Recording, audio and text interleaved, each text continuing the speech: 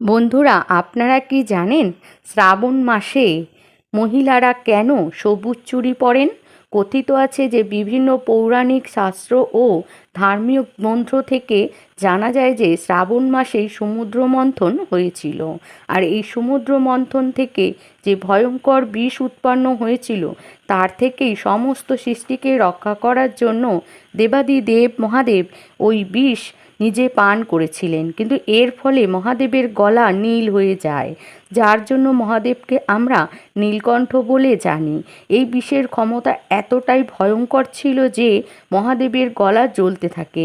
এর ফলে সকল দেবদেবী মহাদেবের জ্বলন কমাতে ওনার ওপর জল ঢালতে থাকেন।